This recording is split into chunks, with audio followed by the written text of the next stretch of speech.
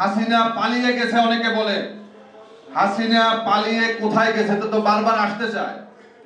আওয়ামী লীগ কি বাংলাদেশ থেকে সব চলে গেছে নাকি? এখনো আওয়ামী লীগ আছে। একটু আগে আমাদের বক্তা অনেকেই বলল যে প্রত্যেকটা চেয়ারে চেয়ারে আজকে আওয়ামী লীগ বসে আছে।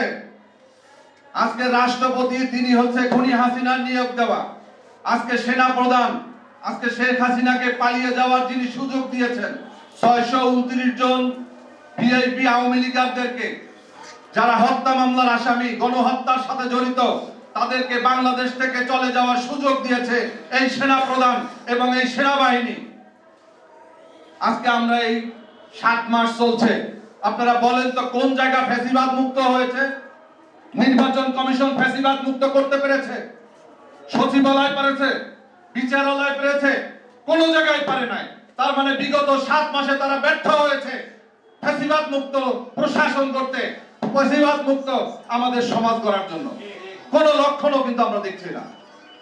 ডক্টর মোহাম্মদ ইউনূসকে নিয়ে আমাদের কোনো প্রশ্ন নাই, কিন্তু তিনি যাদেরকে নিয়োগ দিয়েছেন তাদের ম্যাক্সিমামই হচ্ছে ফ্যাসিবাদের দোষর। দেশ জুড়ে তোলপাড় ওয়ালটন ফ্রিজ কিনে আপনিও হয়ে যেতে পারেন মিলেনিয়ার।